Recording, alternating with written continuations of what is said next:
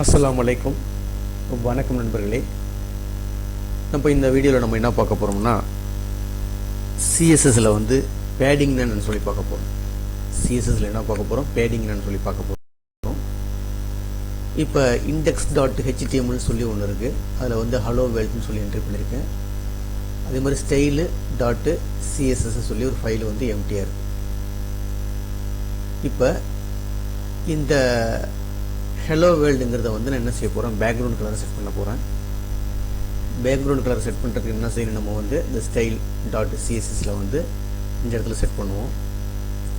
எப்படி செட் பண்ணுறதுன்னா உங்களுக்கு தெரியும். அதாவது இங்கே என்ன கொடுத்துருக்கு பாருங்கள், H1ங்கிற எலமெண்ட்டை வந்து நம்ம சூஸ் பண்ணிக்கணும். இப்போ H1ங்கிற எலமெண்ட்டை வந்து நம்ம சூஸ் பண்ணிக்கணும். அப்போ ஸ்டைல் சிஎஸ்எஸ் போயிடுங்க. இந்த இடத்துல போய் H1ன்னு சூஸ் பண்ணிட்டேன்.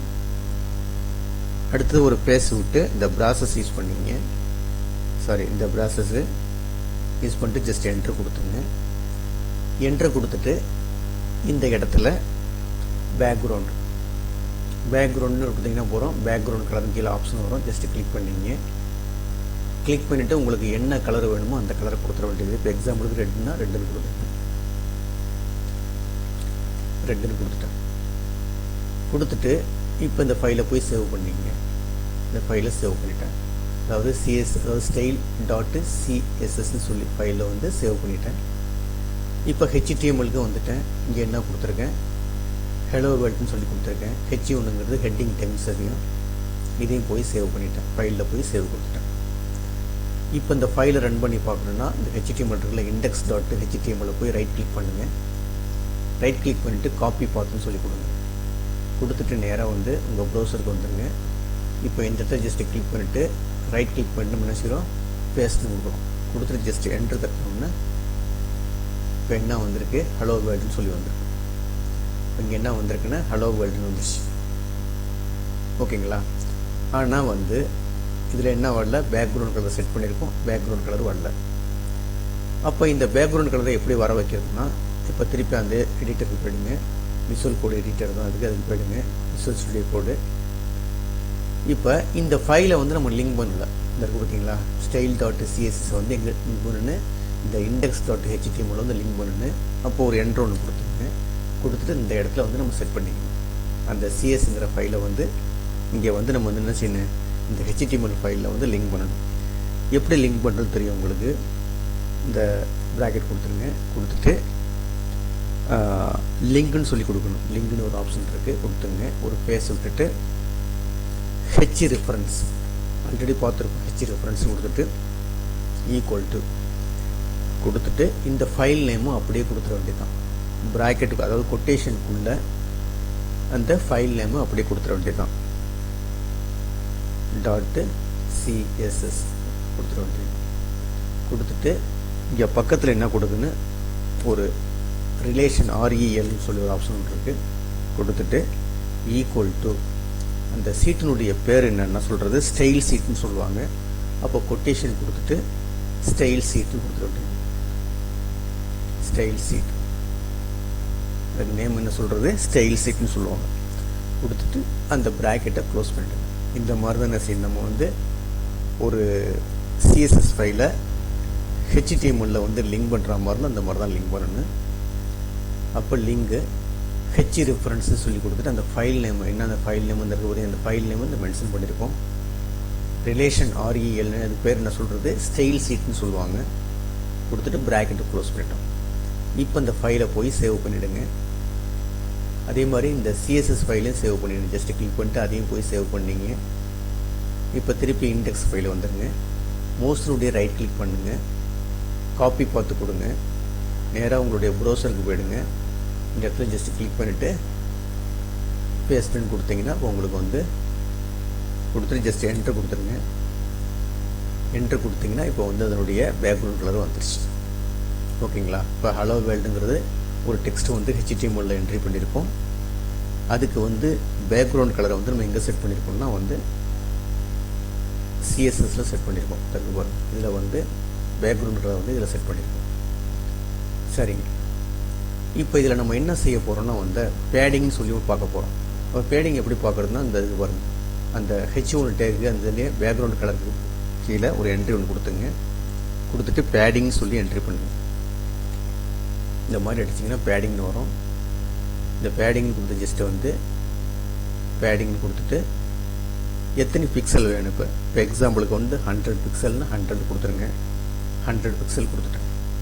பேடிங் சொல்லி கோலன் கொடுத்துட்டு 100 பிக்சல் கொடுத்துட்டேன். கொடுத்துட்டு இந்த ஃபைலை போய் சேவ் பண்ணிங்க. ஃபைலில் போய் சேவ் கொடுத்துருங்க. இப்போ நேராக ஹெச்டிஎம்எல்க்கு வந்துடுங்க. இந்த ஃபைலையும் போய் சேவ் பண்ணிங்க. சேவ் பண்ணியாச்சு. இப்போ மோஸ்னுடைய ரைட் கிளிக் பண்ணுங்கள். காப்பி பார்த்து கொடுத்துங்க. ஒரு நட காப்பி பார்த்து கொடுத்தா கூட போதும். இப்போ ஆல்ரெடி நம்ம வந்து ரன் பண்ண ஃபைல் இங்கே இருக்குது. இதை ரீஃப்ரெஷ் பண்ணிங்கன்னா போதும், உங்களுக்கு ஆட்டோமேட்டிக்காக வந்துடும்.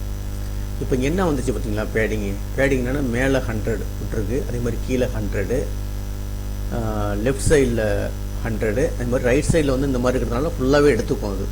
அப்போ என்ன செய்யும், 4 சைடும் வந்து பேடிங் வந்து எவ்வளோ வந்துருச்சு, 100 பேடிங் கொடுத்துருவோம். 100 கொடுத்துருணும், 100 நினைக்கிறேன். 100 பேடிங் எடுத்துக்கிச்சு. ஓகேங்களா. இப்போ இதே வந்து நம்ம என்ன செய்ய போகிறோம், ஒவ்வொரு சைடாக கொடுத்து பார்க்க போகிறோம். இப்போ பேடிங் சொல்லி கொடுத்துட்டு இப்போ பாருங்கள். இப்போ இந்த இடத்துல பேடிங்னு என்ட்ரி பண்ணுறேன். என்ட்ரி பண்ணிட்டு லெஃப்ட் மட்டும் கொடுக்க போகிறேன். அப்போ எனக்கு லெஃப்ட் சைடு மட்டும் எனக்கு வந்து ஒரு 100 பிக்சலில் வரணும்.